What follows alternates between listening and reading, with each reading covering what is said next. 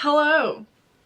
Welcome to the first episode of Playing in Politics under the new Labour government. We had the election, it happened, we have all the results now. Let's discuss. Welcome back to this podcast. Oh my goodness, it feels like an age since I last made an episode. I know I did a live stream on actual election day when the exit polls came out. I did kind of my first reaction to the exit poll. We're going to talk about all of this. We're going to talk about Reform UK. We're going to talk about percentages and how our system's broken. We're going to talk about who got in, who lost, who the cabinet members we know are in now and their background, or at least a bit of it. And we're also going to be playing with some new makeup products. If you're new here, hello, my name's Anna. This podcast is basically me doing makeup and talking about politics. It's like Bailey Sarian, but without the murder.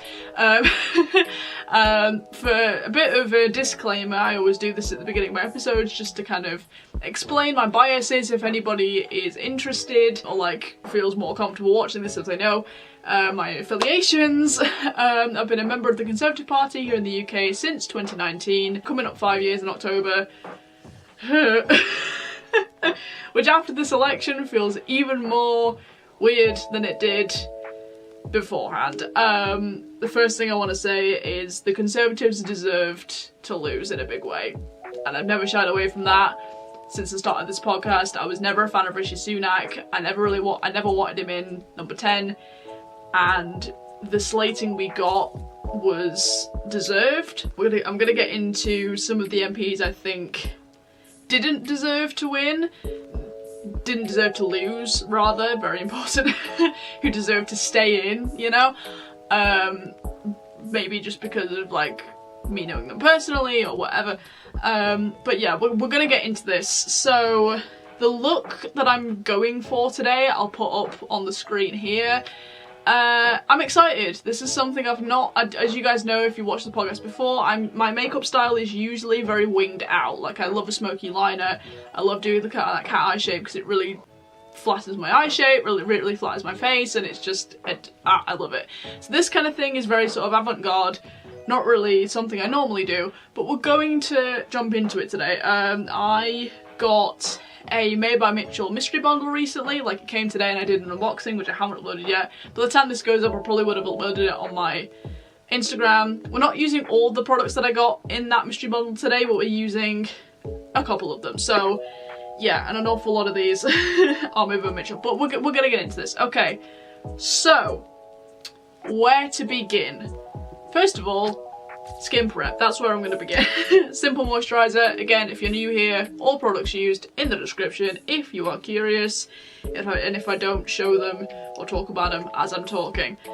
The first thing I'm going to mention is statistics and voting, proportions and turnout and things like that, because so if you guys watched the live stream where I did my sort of exit poll reaction, Labour were predicted to get 410 seats. They achieved 410 seats. The figure for Labour was spot on. It was the only one that was spot on, the rest of them were varied slightly. But Labour did manage to get that 410 seat total.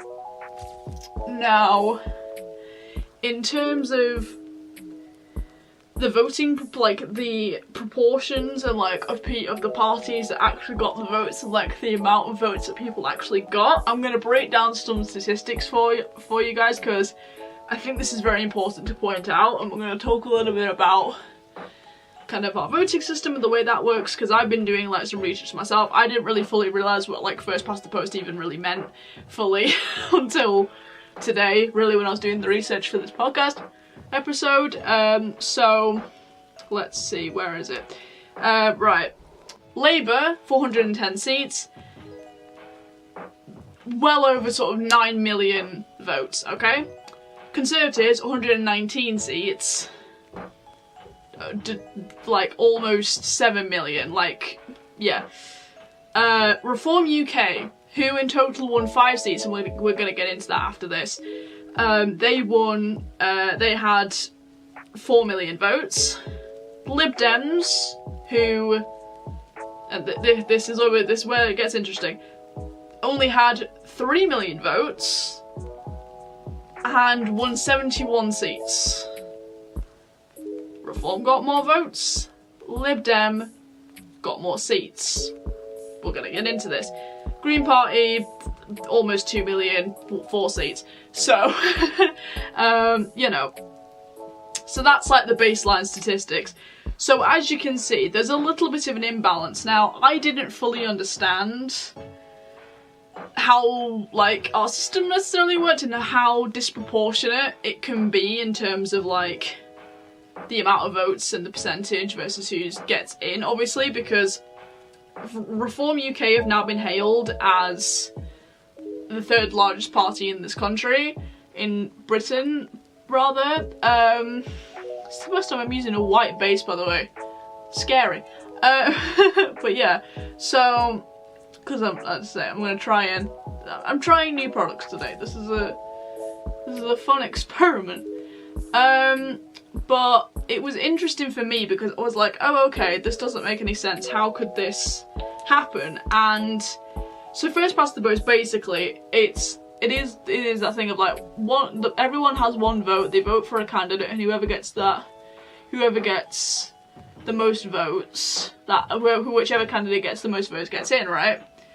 Which, as you see from the, you know, statistics we read out, creates quite a disproportional situation where people can get like every other vote's kind of disregarded, which means that you get situations where parties are getting more percentage and less seats, as you see, like, you know, Lib Dems 71, Reform 5, what?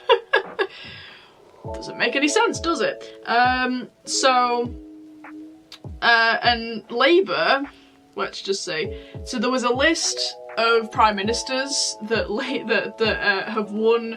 have got a higher share of the vote than Keir Starmer, and it's, to be fair, a lot of them are Conservative, but we're having Boris Johnson 2019, and I know in my video where I was like going crazy over the 2019 like the exit polls and comparing the exit polls, like, whoa, this is crazy.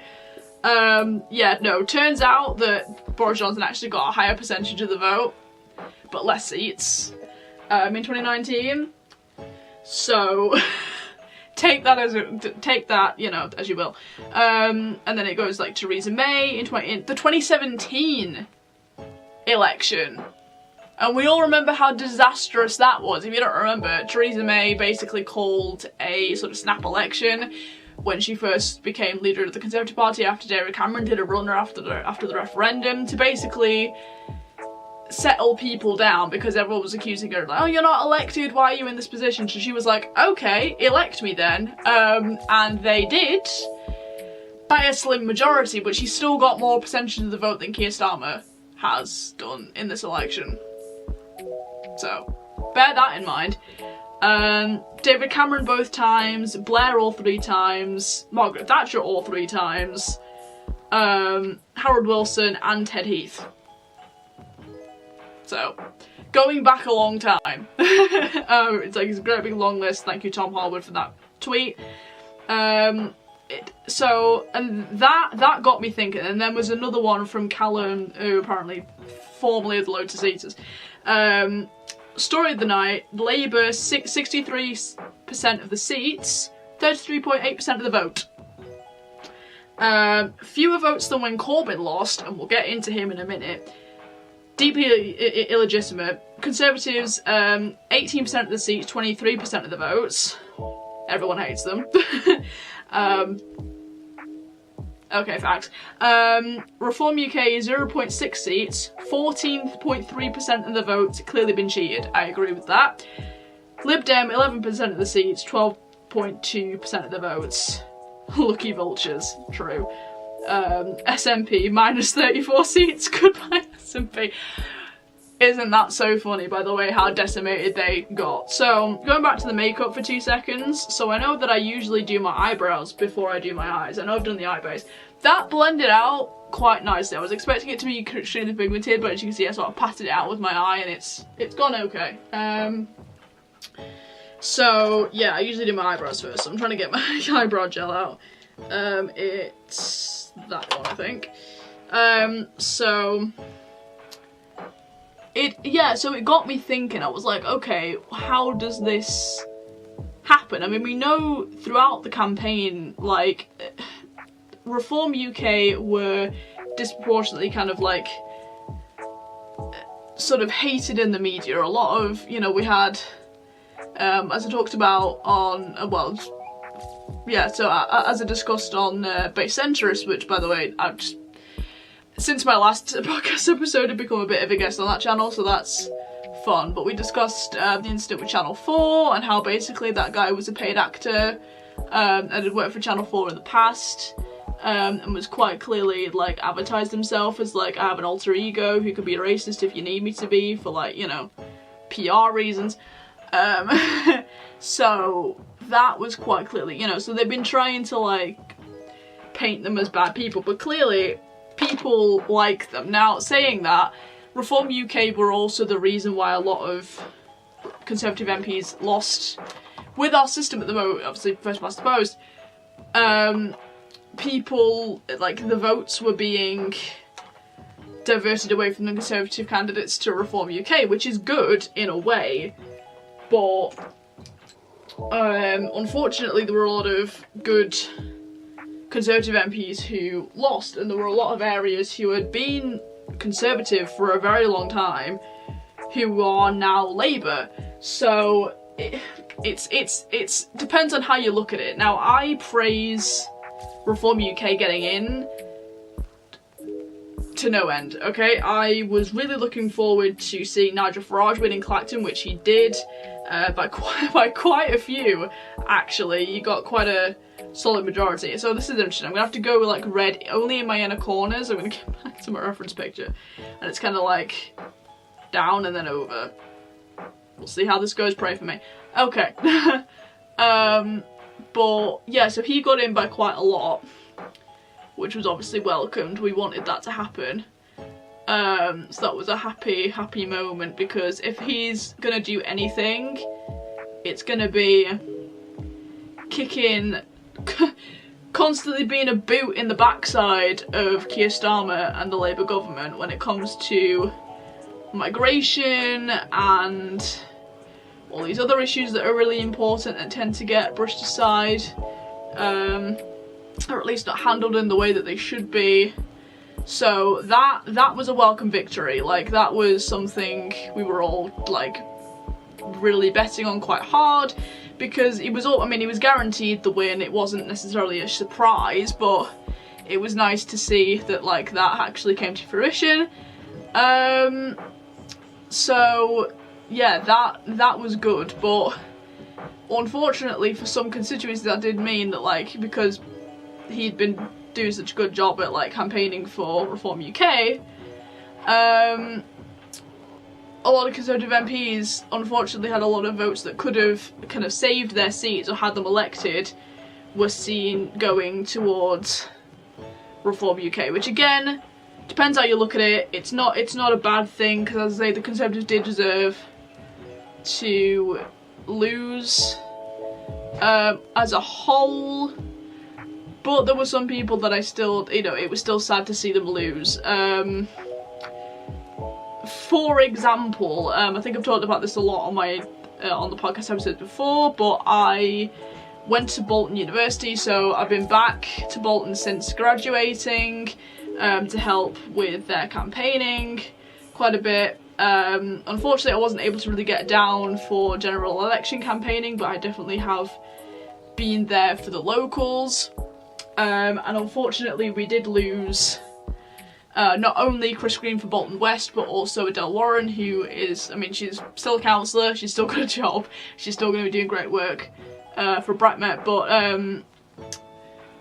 unfortunate, but she was running in place of, well, what would have been Mark Logan if he hadn't like resigned and then buggered off to Labour like a coward. That still grinds my gears that he did that. I have a whole video on this channel like when I reacted to that. But she stood for Bolton North East and she lost as well. Again, she is still a councillor, so she's still going to be doing some great work over there, but it was just a bit of a pity to see that she lost, because I feel like it's weird how everyone was so enraged that Mark Logan did that when he went running off to Labour, that I thought that, oh, you know, that might help Adele's case, but it didn't.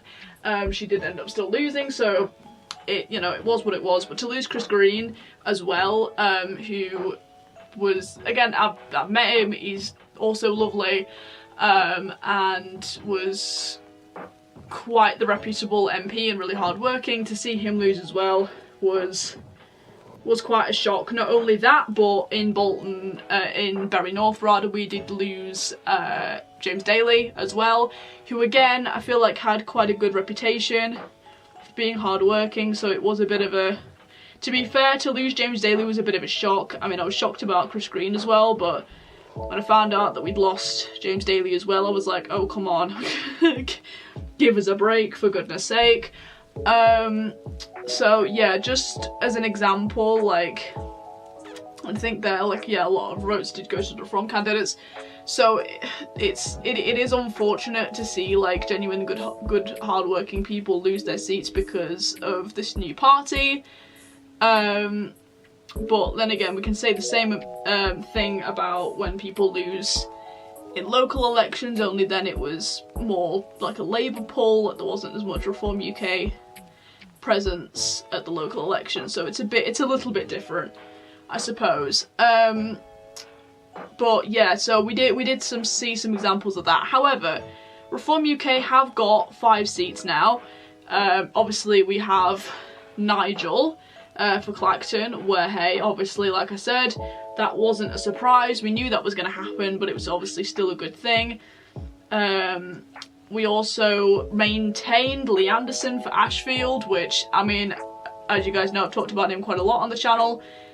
I have quite mixed opinions on him based on some of his actions in the past, and some things that he said, especially when he was still a MP for the Conservative Party. And I still kind of have mixed feelings about what he did, like running away to Reform after getting suspended.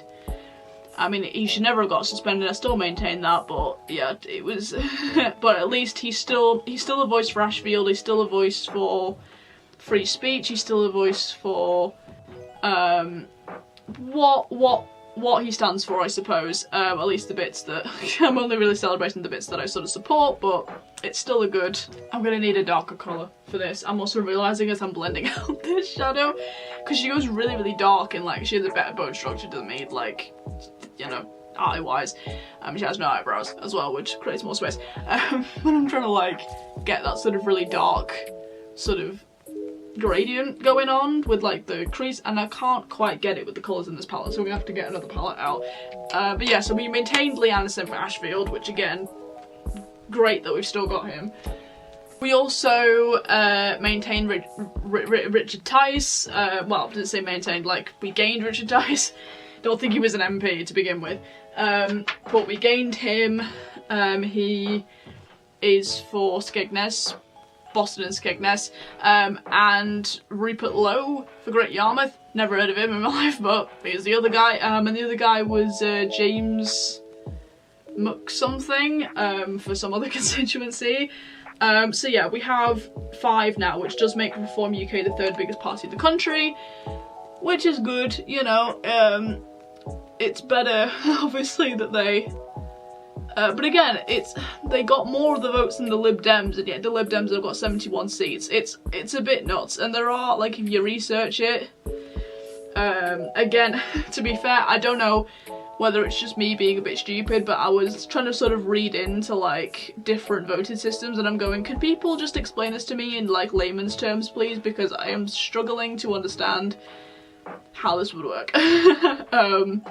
That's so much better. With the, to be fair, this was a limited edition palette, the Reckless Romance from ByBeautyBay. So I can't really recommend this to you. But it's a good palette and I like the shade. But anyway, that's kind of achieving what I wanted. With more of a sort of darker situation on sort of the bone structure that I do have. Blending kind of into the front of my eyebrow there, but you know, it's what she's done, so I'm just gonna do the same.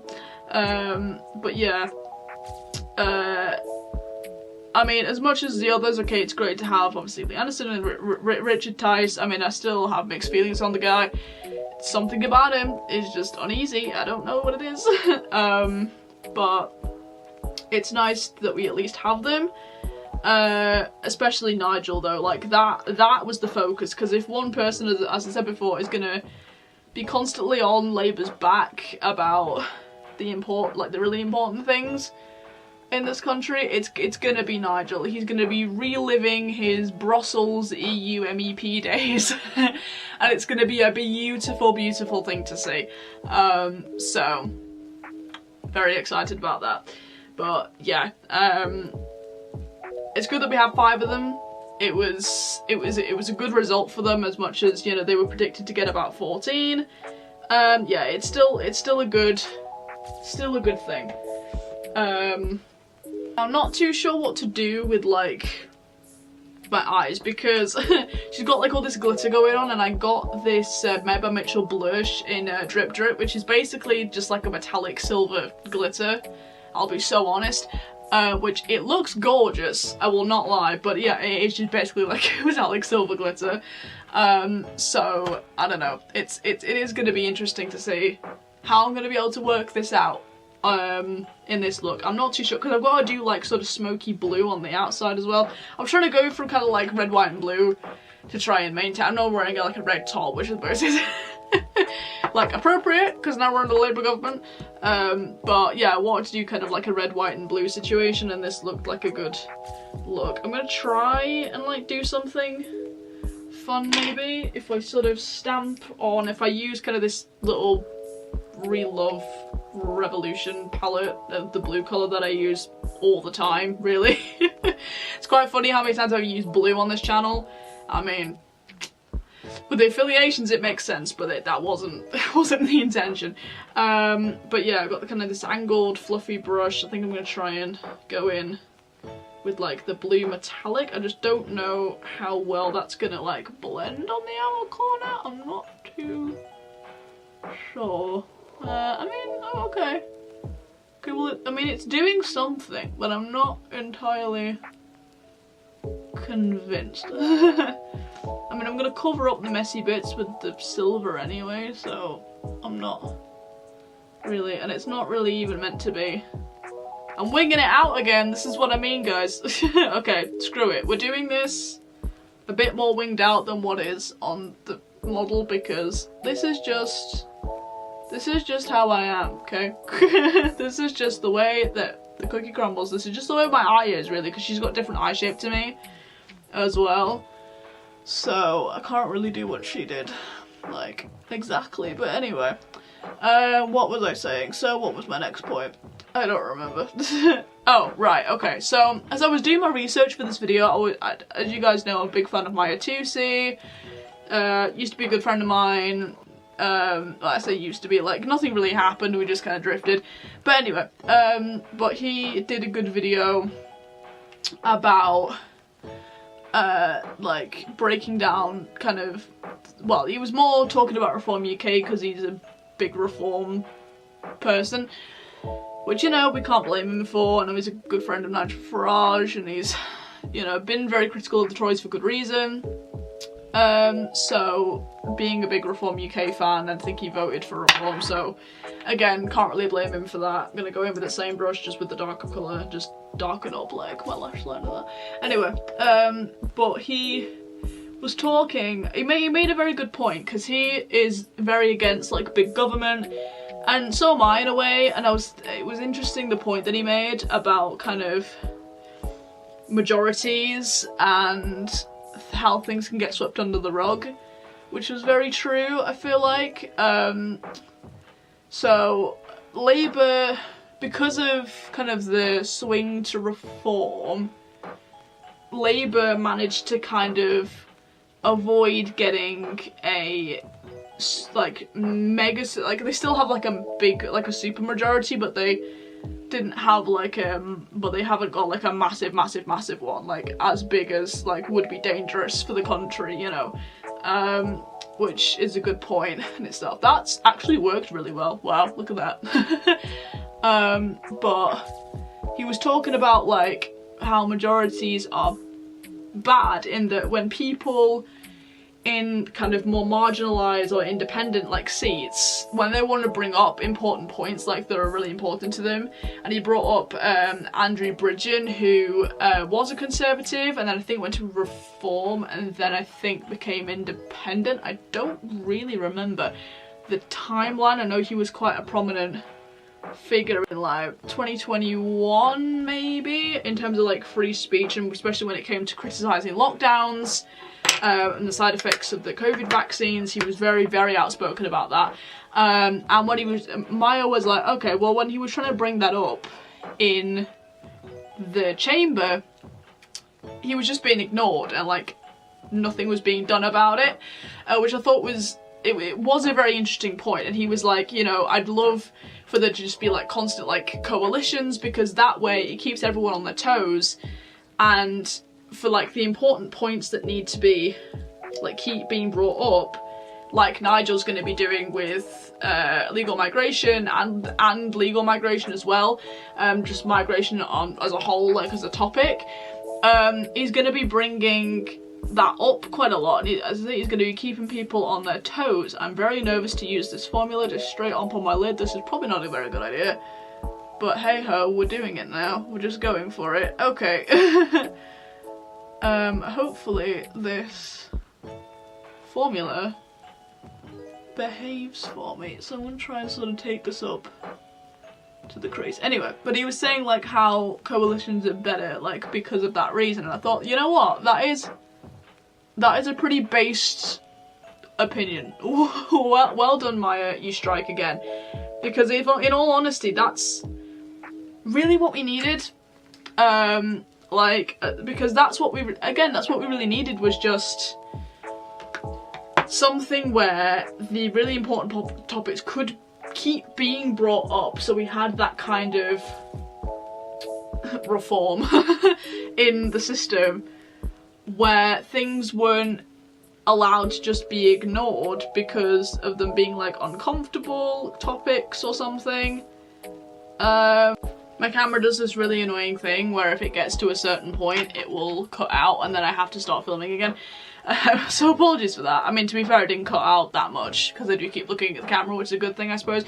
But yeah, so I was saying like, yeah, no, that's what we need, is like where the really important topics do keep being brought up, and we don't create this environment, which we have had, where topics like legal migration and like what Andrew Bridgen was talking about with lockdowns and everything, and like the negative side effects that they were having on the country, and then the jab side effects, which again were then brought to light as being true in some cases. You know, it's stuff like that where we don't allow it to get to it being like too late to talk about it, like when it's too big of an issue. And unfortunately that's the kind of system we've been living in, is where things are ignored. As I was listening to him say this and I was like, this is exactly how people should be viewing this, and I was like, this is so based. This is so based, it's crazy.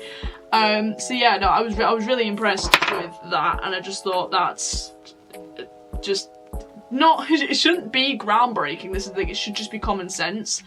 But yeah, no, I do agree that like more of a balanced out sort of coalition government would be more functional in that way. And again, it's kind of just goes back to like the whole like big government, like big majority thing being quite a bad thing for democracy, and like it doesn't breed healthy democracy, and that is such a true statement. So yeah, that really like changed my perspective on it. I mean, as much as let's be honest, okay? Let's talk about a little bit about the current government that we have now got, okay? We all know, and by the way, I'm using foundation for like the first time this time because I used it the other day, like just like with my sponge, like on the back of my hand, instead of like putting it on my face, blending it out with a brush and then sponge, which turned out a bit heavy. I've just been bouncing it on like with a sponge and it's been like really light and kind of how I like foundation to be, so we're doing that today. But I mean, we all knew that voting this Labour government in wasn't going to change much because, again, you know, we knew it was going to be a massive majority and we knew that Starmer really, in terms of this kind of general vibe, if that's the way we can put it, wasn't that much different to Rishi Sunak, okay? I mean, they've been very civil with each other when, you know, obviously, when Starmer got in, Sunak was obviously, like, apparently quite pleasant with him over the phone, like, you know, congratulations, bud, all that stuff. Which, you know, of course they're gonna be, you know, of course they get on better behind the scenes than they actually do when, you know, there's cameras on them and stuff. But we all knew in terms of, like, policies and actual sort of ability to get stuff done, they're one and the same. Okay, we knew that they were one and the same. We knew nothing was actually properly going to change, and unfortunately we are now living that. But unfortunately it's not just that we're living that, we are now living a socialist liberal government for the first time in, well, some people's living memory. And obviously I've been alive, like, I was born in 2000, so I've been alive through, this is my third Labour government that I've been alive for. Obviously when I was born it was Blair, and then obviously we've had Gordon Brown after that, and now we have Keir Starmer, so, you know, this is actually the third Labour government I'm actually in my living memory. But this is the first one where I'm actually politically active. Obviously I wasn't politically active when I was born, and obviously I wasn't politically active when I was a small child. Let's bear in mind I was 9 when David Cameron got in, so I knew nothing, okay? Now obviously I do, as a 23-year-old who has been involved in politics for like 5 years now. You know, I know a bit more. So this is definitely going to be an interesting time for me to at least observe and experience as an adult, as a politically active and interested adult. But in terms of, I'd say, just their actions, I don't see a lot changing just by themselves. However, what is going to be interesting is the impact that Nigel Farage has, and the Reform, like the 5 Reform UK MPs that we do have, the impact that they have on the government and what we see going on. And I know I got blue underneath this eye, by the way. It's okay, because I'm going to be putting more blue there anyway, so it's kind of done half the job for me, even though it was an accident. Let's pretend I did that on purpose, same with this eye. But yeah, it's going to be interesting to see just how much Nigel can bolster up in terms of, like, not arguments, but, like, you know, well, it's going to be interesting to see how he performs in the chamber. Let's be, you know, let's be real. He's gonna be meme material all the way, and I'm so excited for it. Also, I just realised I do need to actually start using my ring light again in these episodes, because the lighting it's giving, I'm telling you a scary story. I mean, we are living in scary times, but it's not that scary, is it? Reminder for Anna, get your ring light out when you film a podcast episode next time, you idiot. Anyway, but yeah, so, but again, it is a scary time, just in terms of what they're sort of capable of, because I don't really trust his cabinet either. And we've got Wes Streeting as the House Secretary. My mum told me something really interesting today. She was like, I saw this thing when he was saying, like, his granddad or something was like a bank robber, and like he'd go visit him in prison, which obviously we don't judge what, you know, family background, and I'm sure he distanced himself from that and whatever. I'm sure that's not relevant to how he's gonna be his health secretary, but it's just an interesting point. And to further sort of talk about the Labour cabinet, one person that we have maintained, I didn't want to maintain, but I knew was going to be maintained, and we'll talk about why, was our favourite bolshy gobby northerner, Angela Rayner. Oh my goodness, I've tried to avoid even looking at her face for the past few years, I won't lie to you, and that sounds really mean, but I watched a video, I don't know if I've mentioned this on the podcast before, but I watched a video a couple of years ago, I think it was a couple of years ago, it might have been last year, where this Tory backbencher was talking about, I think, something to do with his constituency, and he made some poke, I think, about like a Labour council that he had in his constituency or something. I'm gonna have to look up the video again to get my facts right on this because it changes every time I tell this story. But the main point of it was Angela Rayner then felt it appropriate to start calling him Tory scum from the front bench and had to get Lindsay Hoyle to tell her to shut the fuck up. Like, literally, she was being so nasty about it, and she kept on saying it, and you could tell the anger in her face as she was like saying, oh, Tory scum, Tory scum. And it was, ever since that moment, I've wanted nothing to do with the woman. And now she's maintained as the deputy prime minister. Now, the conspiracy time, which I know is probably not going to be that much of a conspiracy for some people, but for me it kind of is. Well, it's not. I still think this is like absolutely true. But I think we can say that there is an element probably behind the scenes of a bit of a Joe Biden Kamala Harris situation. I fully believe this, okay, because of the way that he's maintained like such a close relationship with Angela Rayner and how she's, you know, stayed his right-hand woman throughout sort of everything. And how gobby she is as well, but like there is definitely an element of she's making a lot of decisions behind the scenes. She's ordering him about a bit. I can definitely see that being the case. So yeah, it's just all very interesting, and we'll definitely see how that plays out, and if that conspiracy kind of turns out to be true, just in the way that they behave, and the way she kind of behaves, and the way, you know, maybe they mirror each other a bit. We'll see, you know, any kind of the body language experts on YouTube can analyse kind of videos of them together, that'd be great. But like, you know, I do still think there's an element of, as I say, like Joe Biden Kamala Harris situation where it's like she's the one pulling the strings. Talking about America very briefly, oh my goodness, I mean, I think we've all seen that debate between him and Trump, right? That disaster of a thing.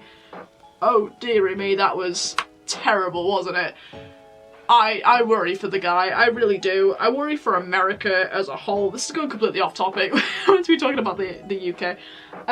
But yeah, no, like I worry for I worry for America because they're just not. I mean, they haven't been America for a while, but like that was a worrying debate to watch. I got a new like spinny organiser thing. I like organised my vanity a bit more, like my sort of vanity table thing I have over here. So I've got like a spinny thing that I kind of put like my brushes and stuff in. So I just got my eyelash colour out of there. Save stuff, everything being on my desk, which it has been for a while. Depression. Anyway, but yeah, it is what it is really. But yeah, no, I mean that's a side topic. But like, yeah, no, I don't. It's gonna be interesting. Although I mean, we could make it relevant, like. It's gonna be interesting, like Keir Starmer's first meeting with Joe Biden. Oh my god. How much are we betting that Joe Biden mispronounces Keir or like Starmer or something? Like that he mispronounces his name or like forgets who he is or whatever. Like how much are we betting on that? Because that is, I mean, it happened with Rishi Sunak, didn't it? I don't really remember even what he said, but yeah, it was just funny, wasn't it? That was an iconic moment. I mean, if anything, the man has given us memes. So that's one thing, I suppose. Oh, I don't know what to do. So I've got like both of my mascaras, like both my Sky Highs. I've got my Cosmic Black and my blue, and I don't know whether I should put the blue on the lower lashes and the black on the top, or black bottom, blue top. Oh, I don't know. It's gonna look better for the thumbnail, guys. I don't know. Cause she's got like black all over, she's got like falsies on, so I'm not too sure what to do with that, really. I don't know. Fuck it, right, we're gonna do black on the bottom. Wait, no, we're gonna do blue bottom, black top, screw it. Right, okay. But yeah, so going back to what I was saying about Angela Rayner, again, my mom was full of the trinkets of information today. So she was coming out with all sorts that I didn't know was true. So basically, Angela Rayner left school with no qualifications, which again, we don't judge, okay? The woman's, I don't know how old, but, you know, it was probably the time where you could do that quite safely and not necessarily, I don't know, okay? I don't know, but, you know, there was a time where people were leaving school at 15 and, like, it was, you know, quite a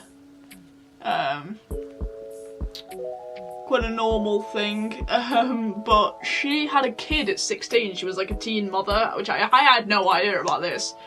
But like when people call her like a scrubber, like commoner's muck and whatever, I mean, I'm not one to like judge in that way. I mean, I don't like her because of the Tory scum incident and just her general nasty, angry attitude just towards Tories and whatever. Like, there are people I've encountered who have been like that towards me being a Tory, and it's never nice when you're being absolutely ripped to shreds because you believe certain things and not like necessarily everything.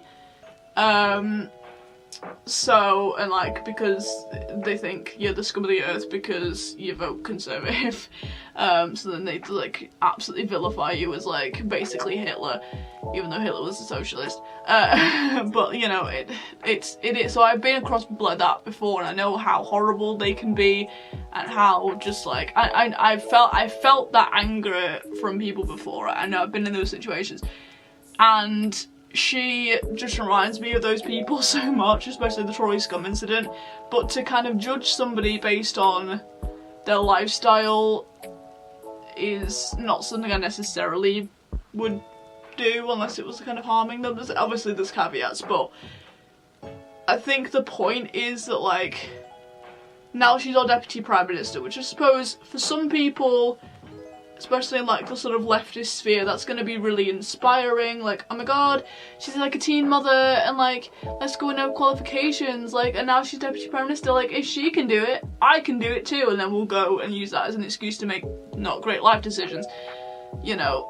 So, I mean, in a way, it is impressive that she's managed to get to that point, but is she really the best person to be running the country? I think that's the question. In my opinion, no. I feel like she's just too angry. She doesn't see things equally enough to necessarily, you know, she doesn't see, like, again, just to call like some innocent backbencher Tory scum, like just in the middle of the chamber, not like even on social media. Like, if she said it on Twitter, fair enough, but like, to be fully like sort of shouting it in the chamber and have to get told off by the speaker, who is a Labour MP, by the way, like, well, it's like he's Labour, who got re-elected in Tory, by the way. Well, actually, well, no, he wasn't up for, like, was he? I know he's still there, but like, because he's the speaker, like, they didn't have a lot of like other choice, but like, to have him there, I heard, because like, I have a family member, a few family members who lives that way, so that's kind of how I found out. But oh, I feel like I should have done blue on the top now, because you can't really see the blue on the bottom. Fuck's sake. Oh well, never mind. Taking this off straight away after I stopped filming anyway, so we're good. But yeah, it is really a subjective question as to like whether she really is fit for running the country. Like, you'd expect somebody to at least have, I mean, she qualified in like social care, I think. Like, she's got some sort of education in that sense, but again, it's just an interesting fact. David Lammy is our new foreign secretary, which I've got a friend who messaged me earlier today with that fact. It was like, bro, we're screwed, and I'm like, I know, I know, it's terrible. But yeah, who else did I want to talk about? Oh, Jeremy Corbyn. Whilst we're on the subject of Labour, or at least like ex-Labour members, Jeremy Corbyn is back in government. Okay, they've like, what? I mean, not straight up government, but like, he's back in the chamber. Islington, I'd say, need the red sorting out, but let's be for real. I'm gonna make a controversial point. I probably should finish my mascara second layer before I make this point, because I need to be looking at the camera. This needs to be a sincere point that I can't mess up, okay? Because I'm gonna say something controversial. And I need to make sure that I have all of your attention to fully think about this in the way that it needs to be thought about. Okay, second layer of mascara on the top lashes is sorted. Definitely should not have done the blue on the lower lashes, because that's just made it look like I smudged my blue mascara way more than I did. Which is it's gonna balance out once we've got the rest of my makeup on. Again, I need to get my ring light out. This isn't good. Alright, I'm gonna like just tilt my camera, like my laptop screen. Is that better? Can you see me? Does this look like I'm a professional? What's going on here? Hello. Okay. Now I'm kind of looking down into my mirror, which is, it did that thing again. We're back. Alright. So I think the angles are better now, right? I just need to get my ring light out. I'm sorry, guys. Next episode I'll sort myself out, I swear. It's because I like filming these at night because of the background. Anyway, Jeremy Corbyn. Yeah, let's talk about that. Sincere point. This is what I wanted to do. Okay. Jeremy Corbyn is a proven anti-Semite. He was kicked out of the Labour Party. One of the first things that Keir Starmer did, which I will commend him for this till no end, the fact that he kicked him out after the investigation in 2020, I will be like, yeah, okay, Starmer, you did a good thing there. However, he is still a proven anti-Semite. We're at the height of one of the most dividing conflicts that doesn't even affect us, you know, and the protests that we're seeing. He is obviously staunch pro-Palestinian activist, or like pro-Palestine supporter. He's always been quite the activist when it came to those kind of like protests and whatever. He's always been quite active in protests ever since he was, you know, had all the long curly hair and in the 70s. I mean, not that I can say anything over rocking the curls myself, but in a different way. But he's a proven anti-Semite and is a staunch pro-Palestine supporter.